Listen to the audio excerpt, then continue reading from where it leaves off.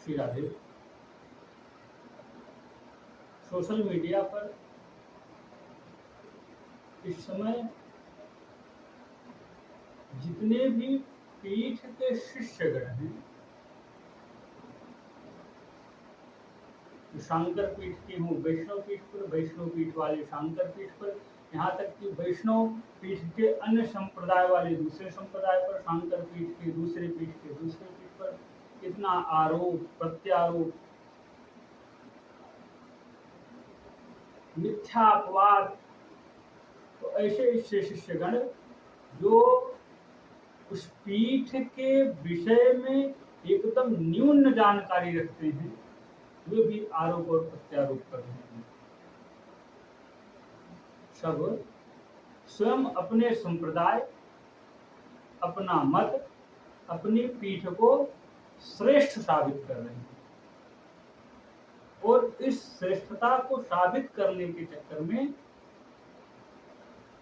जो मान्य आचार्य हैं, उन पर तक कीचड़ उछालने से परहेज नहीं कर रहे हैं।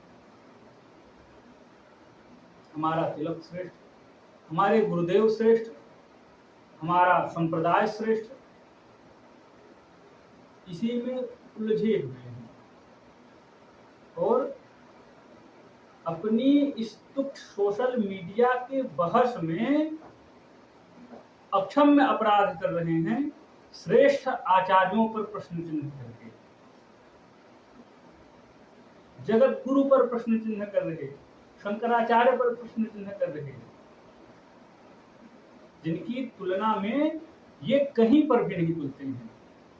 चाहे उनके धार्मिक सामाजिक कार्यों को देख लिया जाए या उनकी विद्वता को देख लिया जाए, उन आचार्यों की तुलना में कहीं पर भी नहीं तुलते हैं। उसके पश्चात भी प्रश्न चिन्ह उठा रहे हैं।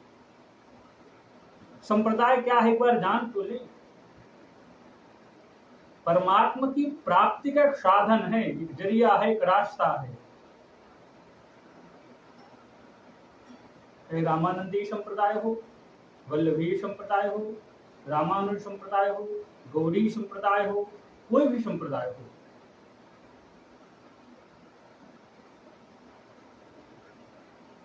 जिन आचार्य ने इन संप्रदाय को बनाया, उनकी ये मनसा कदापि नहीं रही होगी कि हमारे संप्रदाय के अनुयायी, हमारे संप्रदाय के शिष्य दूसरे संप्रदाय पर आक्षेप करें, दूसरे आचार्य पर उंगली उठाएं, दूसरे आचार्य पर कीचड़ उछालें। उनकी भी आत्मा दुखती होगी यदि सोशल मीडिया के ऐसे ऐसे टिप्पणी, ऐसे कमेंट, ऐसे कटु वचनों को सुनते होंगे। एक रास्ता है, एक पूजन पद्धति अलग होती है हर एक संप्रदाय की। किसी का तिलक त्रिपुंड होता है, किसी का तिलक ऊर्ध्वपुंड होता है, कोई पीला तिलक लगाता है, कोई सफेद लगाता है।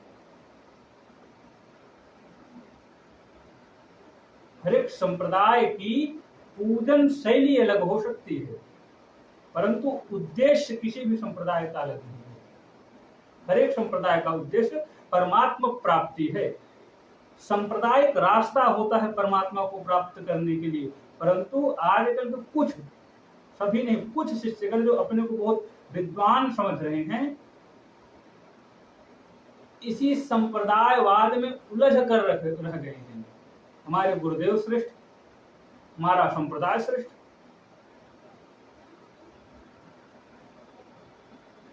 इन संप्रदाय में ऐसी भी व्यवस्था होनी चाहिए थे कि ऐसे जो शिष्यगण हैं जो एक दूसरे आचार्य पर टिप्पणी कर रहे हैं, इनको उस संप्रदाय से ही हटा देना चाहिए।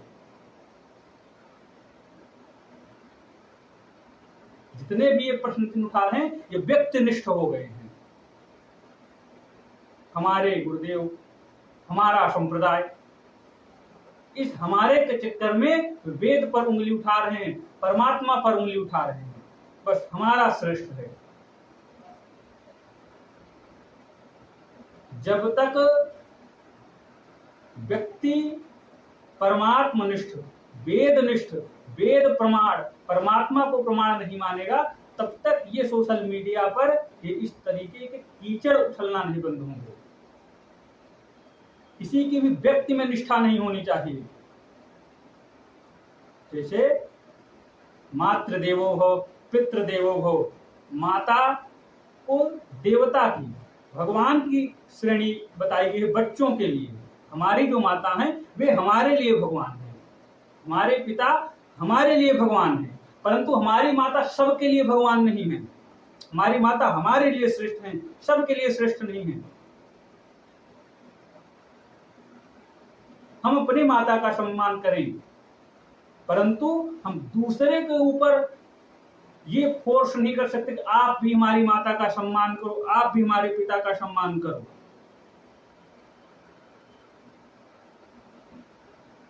माता पिता गुरुदेव, कोई भी उनका भी सम्मान तब तक है जब तक वे परमात्मा की प्राप्ति का रास्ता आपको दिखाएंगे। गुरु कोई व्यक्ति नहीं है, कोई बोले हमारे गुरु श्रेष्ठ हैं, आपके गुरु श्रेष्ठ हैं। गुरु गुरु होता है, गुरु गुरु होता है, वो हमारा और तुम्हारा नहीं होता है।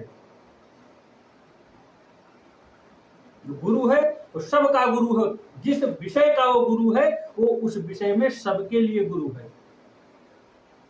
ऐसा थोड़ी नहीं कि आपके संप्रदाय के सिर्फ आपके ही गुरु हुए, जितने भी संत हैं वे सबके पूजनीय हैं, किसी भी संप्रदाय के हों, किसी भी मत के हों, किसी भी पीठ के हों,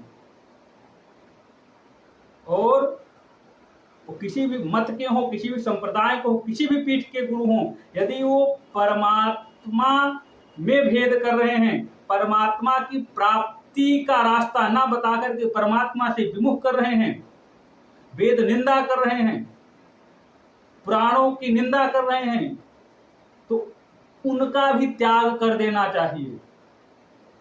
अपने शास्त्र में ही, पुराणों में भी इसका भी उदाहरण है। माता का भी त्याग हुआ है, पिता का भी त्याग हुआ, गुरु का भी त्याग हुआ है। जैसे यदि परमात्मा से विमुख कोई कार्य बताया जाए, वेद विरुद्ध कोई आपको आचरण सिखाए आपकी माता, तो उस माता का त्याग कर देना चाहिए। यहां पर त्याग का मतलब है उस बात का त्याग कर देना चाहिए। इसका मतलब ये नहीं कि वेदों में वर्णन है, पुराणों में वर्णन है, इन माता जी का त्याग करके हम नई माता ला रहे हैं। माता का त्याग करने का मतलब वो जो वेद विमुख, परमात्मा विमुख वाक्य बताया जा रहा है, उस वाक्य का परित्याग कर ले, भले वो हमारी माता बता रही है। इसके जीवन उदाहरण भरत जी हैं। क्या माता कैकेयी भरत जी के विरुद्ध थोड़ी नहीं, उन्होंने उनको पूरा राज्य दिलवा दिया। यदि भरत जी व्यक्तिनिष्ठ होते, हमारी माता, फिर तो आज भरत, ये जो रामायण हम पढ़ते हैं, रामचरितमानस पढ़ते हैं, इसका पूरा विषय ही बदल गया होता। यदि भरत जी व्यक्तिनिष्ठ होते, यदि माता की दृष्टि से देखा जाए तो भरत जी के प्रति माता जी का उनको बहुत लगाव था, पूरा राज्य उन्होंने दिला दिया, राम जी जैसे पुत्र को वनवास भेज दिया। मात्र उनकी वात्सल्यता में, मातृभाव में कोई कमी नहीं थी, परंतु भरत जी यहाँ व्यक्तिनिष्ठ नहीं थे। यदि व्यक्तिनिष्ठ होते तो भी राज्य करने लगते, माता का आज्ञा का उल्लंघन कैसे करते। परंतु वे वेदनिष्ठ थे, वो परमात्मनिष्ठ थे। उस राज्य में परमात्मा विमुख हो जा रहा था, इसलिए उन्होंने उस बात का परित्याग कर दिया कि हमको ऐसा राज्य नहीं चाहिए। प्रहलाद जी ने अपने पिता का त्याग कर दिया। पिता का त्याग करने का मतलब ये नहीं हुआ कि माता जी से बोले कब ये पिताजी अच्छे नहीं, दूसरे पिताजी ले आइए, हम इन पिताजी का परित्याग करते हैं। पिताजी का परित्याग करने का मतलब जितनी भी वाणी, जितनी भी शिक्षा प्रहलाद जी को वेद विरुद्ध दी गई उसको नहीं माने। जो परमात्मा के विरुद्ध करने वाले जितनी शिक्षाएं थी, जितनी बातें थी, उन्होंने नहीं माना। उन्होंने पिता का परित्याग किया, मतलब वो जो परमात्मा के विरुद्ध बातें थी उसका परित्याग कर दिया। जैसे ही भगवान नरसिंह ने उनके पिता का उद्धार किया, तो वो पूछते हैं ना कि हमारे पिता की सदगति देना। यदि पिता का जिस प्रकार से आज के लोग अर्थ ले रहे ऐसा परित्याग करते, तो फिर पूछते हैं क्यों? जाने दो, जहां गए नरक गए, जहां वो जाने दीजिए, हमसे क्या मतलब। परंतु उन्होंने जो वेद विरुद्ध बातें थी उसका परित्याग किया, क्योंकि प्रहलाद जी व्यक्तिनिष्ठ नहीं थे, परमात्मनिष्ठ थे, वेदनिष्ठ थे। कोई व्यक्ति प्रमाण नहीं होता, परमात्मा प्रमाण होते हैं।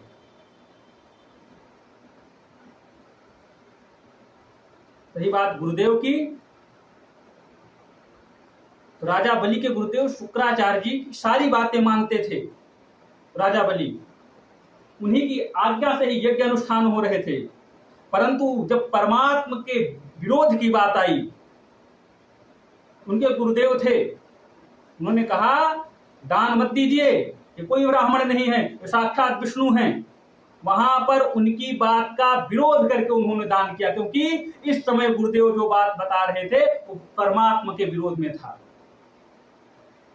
उन्होंने गुरु का परित्याग कर दिया। इसका मतलब नहीं शुक्राचार्य जी को गुरु छोड़ दिया, गुरु बदल करके देवगुरु बृहस्पति को अपना गुरु बना लिए हों। जो वेद विरुद्ध बातें जो उनके गुरुदेव बता रहे थे, उस बात का उन्होंने परित्याग कर दिया। हमारे गुरु हों, आपके गुरु हों, कोई भी हों, गुरु तत्व, गुरु का कार्य क्या है? गोविंद से मिलाना। जिस समय जो भी बात लगे कि ये गुरुदेव गलत बता रहे हैं, हम किसी के गुरु पर प्रश्न चिन्ह नहीं उठा रहे हैं, परंतु गुरु तत्व का यही अर्थ है। गुरु क्यों बनाते हैं कि इस संसार से हम लोगों का कनेक्शन हटा करके हमारा कनेक्शन परमात्मा में जोड़ा जाए। और जो वेद विरुद्ध बात है वही करने लगेंगे, तो उस बातों को अनसुना कर देना चाहिए। गुरु बदलने की बात नहीं हो रही, परंतु गुरुदेव भी यदि परमात्मा के विरोध में कोई बात बोल रहे हैं, वेद के विरुद्ध कोई बात बोल रहे हैं, उस बात का परित्याग कर देना चाहिए। बड़े छोटे की तुलना इस तरीके से नहीं होती कि किनका आश्रम बड़ा है, किनका छोटा है, कोई उम्र में बड़े हैं, कोई उम्र में छोटे हैं। पूज्यपाद आदि शंकराचार्य जी को आपको पता होगा कितनी छोटी से आयु में बड़े बड़े विद्वानों को पराजित कर दिया। यदि आयु ही श्रेष्ठता होती तो कोई उनकी बात को ही नहीं मानता। अरे तुम कहां से आ गए शास्त्रार्थ करने, तुम्हारी भी आयु क्या हुई है? और कोई किसी के शारीरिक संरचना पर प्रश्न उठाए, इनके तो हाथ नहीं है, इनके आंख नहीं, ये भी अशोभनीय है। शास्त्रार्थ की एक मर्यादा होती है। जिनसे भी शास्त्रार्थ करना है आप जाइए, उनके पास बोलिए, उनसे निवेदन करिए कि हमको आपने ये वेद विरुद्ध आप बात बोल रहे हैं, ये पुराण के विरुद्ध बोल रहे हैं, आप इस पर हमसे चर्चा करिए। उसमें लाइव करवाइए, आप यूट्यूब पर लाइव कर लो, फेसबुक पर लाइव कर लो, दोनों लोग आमने सामने बैठ करके एक भाषा की मर्यादा रखते हुए शास्त्रार्थ करिए। इसका मतलब जिसका मन में जो मन हो बोले जा रहा है। किसी भी आचार्य पीठ से एक शब्द निकले नहीं, उनके जितने शिष्यगण हैं एक दूसरे पर आरोप लगाने लग गए। कोई भी ऊंचे आसन पर बैठ गया उसको व्यासपीठ समझ ले रहा है। ऊंचाई पर बैठकर बोलना ही व्यासपीठ नहीं है, व्यास आप जो बोल रहे हैं वो प्रमाण हो जाएगा। कौवा मंदिर के मुंडेर पर बैठ करके, घर की छत पर बैठकर, मंदिर के झंडे के ऊपर बैठ करके दिन भर कांव कांव करता है, तो हम लोग भी कांव कांव करें, क्योंकि वो तो इतने ऊंचे से बोल रहा है, व्यासपीठ से बोल रहा है। तो ऊंचा आसन देख कर ही, ऊंचा आसन से कोई कुछ बोलने लगे तो ही व्यासपीठ नहीं हो जाता। राजा परीक्षित जब कथा श्रवण कर रहे थे, सुखदेव जी है, तो व्यासपीठ नहीं सजाया गया, एक ऊंचा आसन दे दिया गया। भक्ति ज्ञान वैराग्य के निमित्त जब कथा श्रवण हुई तो वहां पर भी वृक्ष के नीचे से थोड़े से ऊंचे आसन से ही उनको कथा सुना दिया गया। सनत कुमार आदि जब कथा श्रवण आपस में बैठ करके एक दूसरे को कथा श्रवण कराते रहते हैं, यहां तक कि भगवान विष्णु माता लक्ष्मी को शेष शैया पर लेटे लेटे कथा श्रवण कराते हैं। मां लक्ष्मी चरण दाबते हुए भगवान विष्णु को कथा श्रवण कराती हैं। कैलाश पर्वत पर भगवान शिव मां पार्वती को कथा श्रवण कराते हैं। कोई ऊंचे आसन पर बैठकर नहीं श्रवण कराता, परंतु वो कथा होती है, वो भागवत है, वो कथा है, क्योंकि वहां से जो बोला जाता है वो भगवान से जोड़ने वाली बातें बोली जाती हैं, वो भागवत की बातें बोली जाती हैं। व्यास पीठ पर बैठकर जितना भगवान के प्रति लगाव हो, जो बोला जाए सिर्फ वही भागवत है। बाकी जो भी बोला जा रहा है वो कुछ भी भागवत नहीं है। उसको इस कान से सुनकर उस कान से निकाल देना चाहिए। इसका मतलब ये नहीं व्यास पीठ पर बैठने के बाद में जितनी भी बातें बोल दी गई हैं सब कुछ भागवत है, आप उसको श्रवण करके उसका चिंतन मनन और उसका निध्यासन करने लगो। यदि भागवत की कथा हो रही तो जो भागवत जी के अंतर्गत जो बोला जाए सिर्फ वही भागवत है, सिर्फ वही प्रमाण है। कोई भी व्यक्ति प्रमाण नहीं हो सकता, वो किसी भी पद पर हो, चाहे वो शंकराचार्य जी के पद पर हो, चाहे जगत गुरु जी के पद पर हो। यदि वेद के विरुद्ध बातें हैं तो उसकी बात प्रमाण नहीं हो सकती, नहीं हो सकती, नहीं हो सकती। और यदि कोई 5 वर्ष का भी बालक वो साधारणतया बिना व्यासपीठ पर बैठे बोले यदि कोई वो वाक्य बोल रहा है और वो वेद के द्वारा बोल रहा है, उसकी बात प्रमाण हो सकती है। किसी भी व्यक्ति की बात प्रमाण नहीं हो सकती है, उसके चाहे 500 आश्रम हो, चाहे 50 लाख शिष्य हों, प्रमाण सिर्फ वेद रहेगा। और शास्त्रार्थ की एक मर्यादा हो, जो सोशल मीडिया पर आजकल चल रहा है, इसको पूर्ण रूप से बंद होना चाहिए। जिस भी संप्रदाय के, जिस भी पीठ के, जिस भी आचार्य के जितने भी शिष्यगण हैं, जितने भी अनुयायी हैं, सबसे हम निवेदन करते हैं कि एक दूसरे पर कीचड़ उछालना बंद करें। यदि कोई किसी बात के द्वारा किसी को कुछ बोलता है, शाब्दिक मर्यादा को रखते हुए, चाहे वो छोटा हो चाहे बड़ा हो, यदि उसकी बातें वेद के अनुरूप है तो उसकी बात को मानना चाहिए। चाहे हमारे गुरु के प्रति कोई बोल रहा है, यदि वो वेद के अंतर्गत होकर के बोल रहा है तो उस बात को हमको बोलना चाहिए और अपने गुरुदेव से चर्चा करना चाहिए। गुरुदेव जी ऐसी बातें हैं, उसको बुला करके उसके सामने चर्चा की जाए, उससे शास्त्रार्थ किया जाए। एक दूसरे के ऊपर, आप दूसरे आचार्य के ऊपर प्रश्न चिन्ह करेंगे, दूसरा आपके आचार्य पर प्रश्न चिन्ह करेगा, पूरा सोशल मीडिया अखाड़ा बन गया है। इसको बंद करिए। जितने भी, चाहे जिस पीठ का आचार्य, चाहे शंकर मठ का हो, चाहे वैष्णव पीठ का हो, किसी भी मठ का हो, सब सम्माननीय है, सब पूजनीय है। किसी पर भी प्रश्न चिन्ह उठाना, समझ लो अपने गुरुदेव पर, अपने वेद पर, अपने पुराण पर, अपने ईश्वर पर, अपने इष्टदेव पर प्रश्न चिन्ह उठाना हुआ। इसलिए किसी के प्रति बहुत कटु शब्द बोलते हुए बहुत ही ज्यादा ध्यान रखना चाहिए। किसी के भी प्रति बोलते समय शाब्दिक मर्यादा का ध्यान रखना चाहिए, वो चाहे जो हो, किसी भी पीठ का हो, किसी भी संप्रदाय का हो, सबका सम्मान करिए।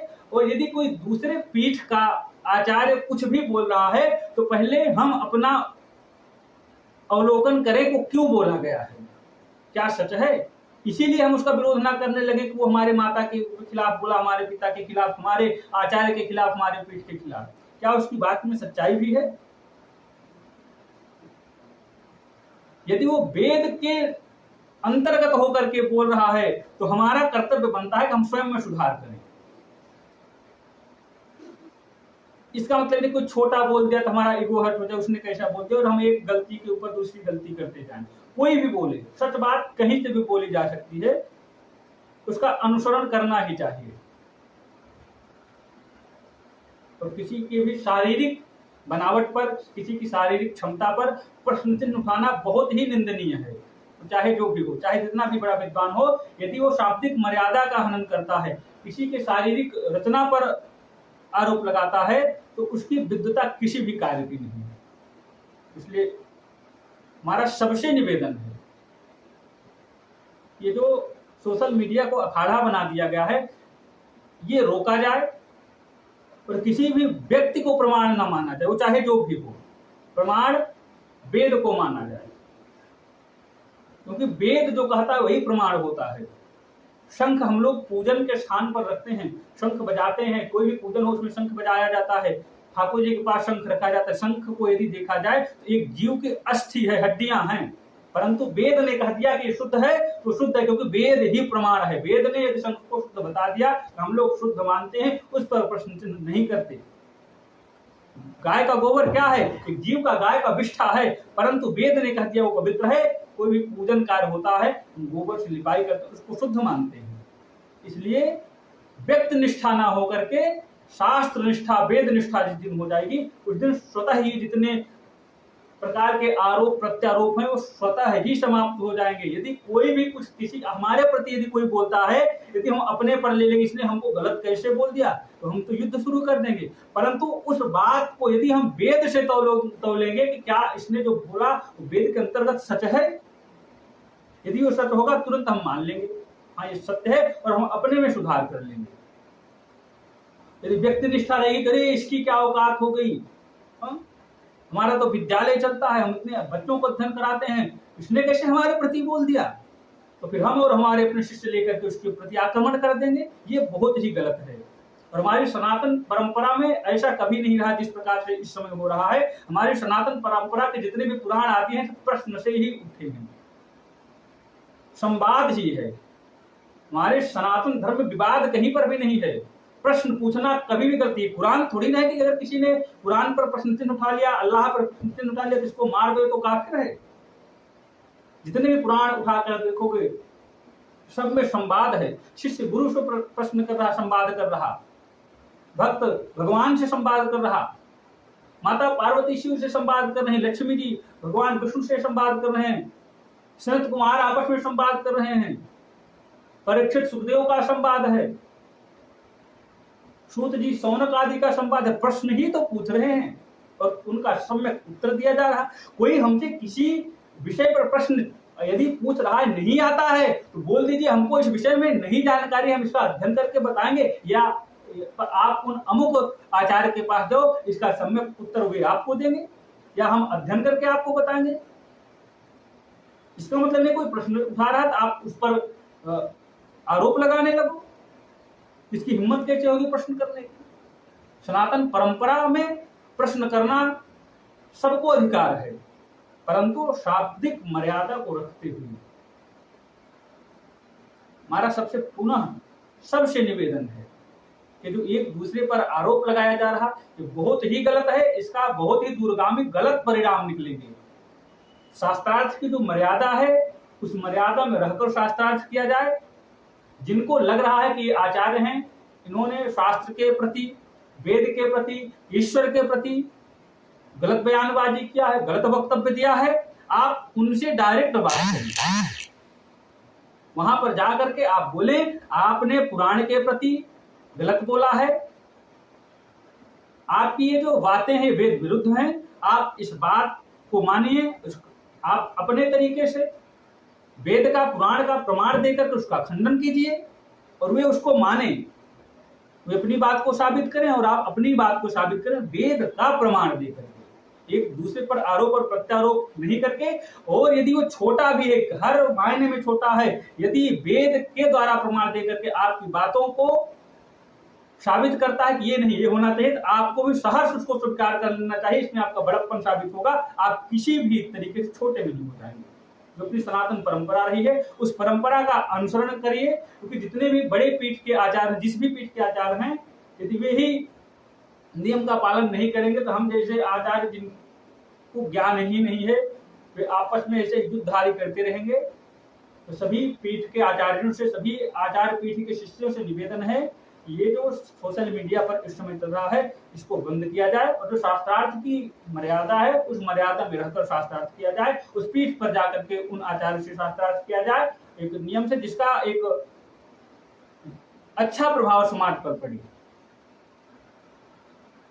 ऐसा नहीं कि कोई एक दूसरे पर आरोप लगाते रहे, बहुत ही गलत है और इसका सभी शिष्यों पर गलत प्रभाव पड़ेगा और आगे जाकर के फिर वो इसी प्रकार का प्रदर्शन करेंगे। इससे समाज में बहुत ही कुरीतियां आएंगी। वैसे ही सनातन धर्म पर प्रश्न चिन्ह करने वाले, कुठाघात करने वाले बहुत हैं। स्वयं ही प्रश्न चिन्ह न उठाया जाए तो बेहतर होगा। इतना बोलने के लिए हम सभी आचार्य पीठों से, सभी आचार्य पीठ के अनुयायियों से, सभी आचार्य पीठ के शिष्यों से क्षमा प्रार्थी हैं। जय श्री कृष्ण।